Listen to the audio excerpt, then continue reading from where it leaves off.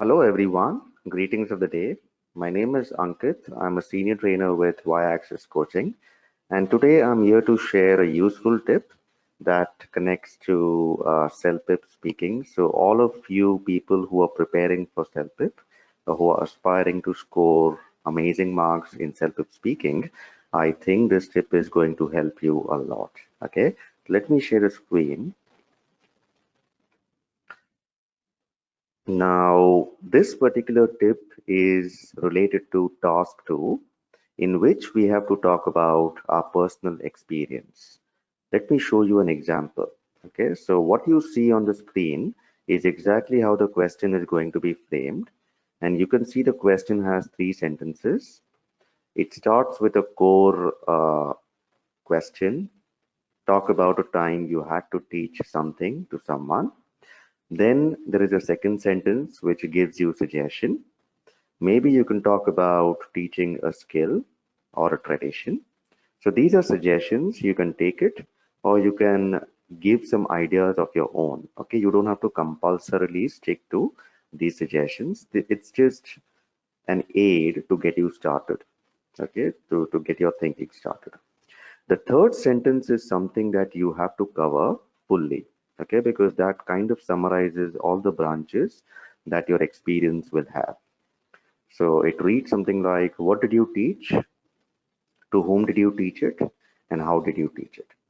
So if you see the combination of your first sentence and your third sentence summarizes every part that you have to fulfill for this particular task.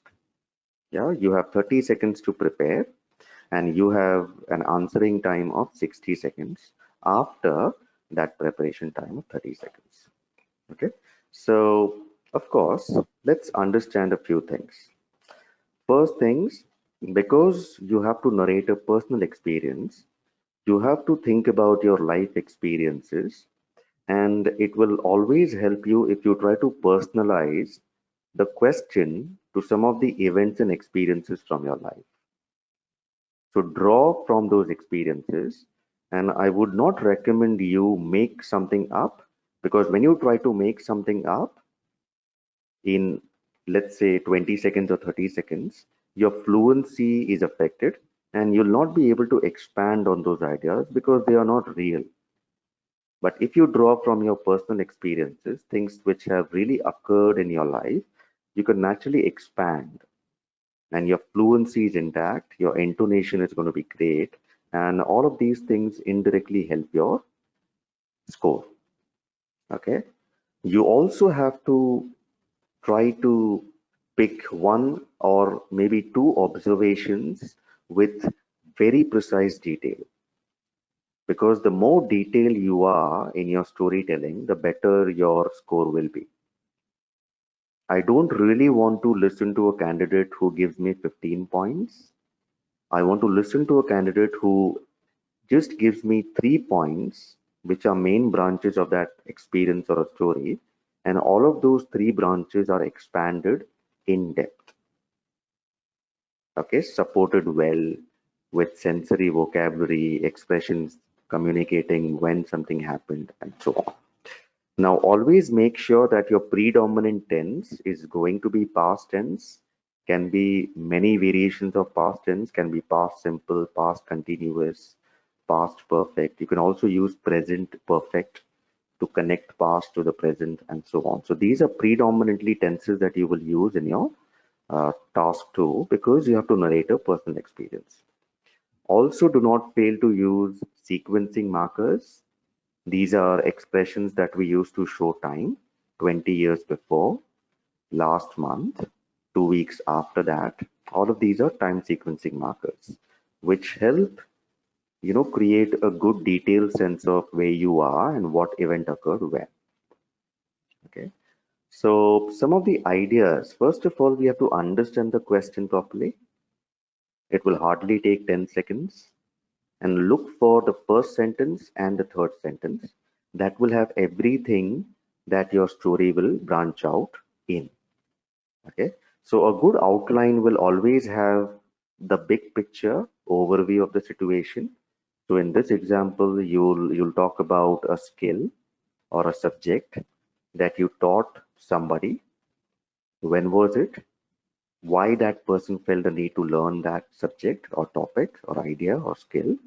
That will be the overview of the situation, not the detail, just an introduction of your plot.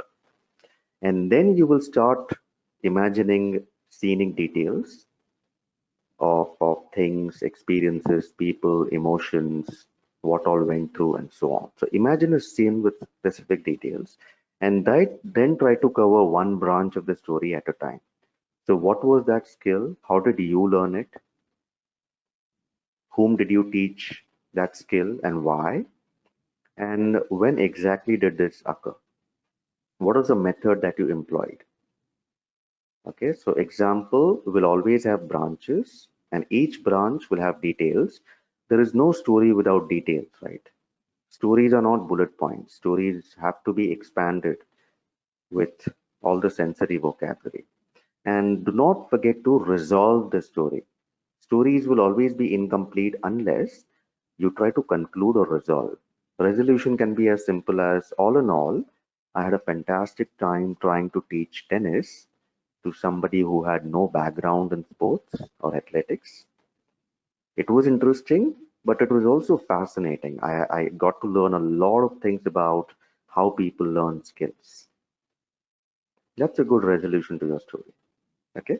So imagine this framework for any personal experience that you narrate. Start with the big picture, then imagine a scene with details. Try to branch out into your first point and detail, second point, detail, third point, detail. And finally, do not forget to resolve the story, bring it to completion. And I think that's it from me. I hope this tip really helps you with CELPIP preparation. Score well. So please keep on following our Facebook page and also try to subscribe to our YouTube channel if you want to really get access to these mini 4 to 6 minute tips for the international English language courses that we teach. Okay, that's it from me today. Have a nice day, everyone. All the best to all of you. Bye.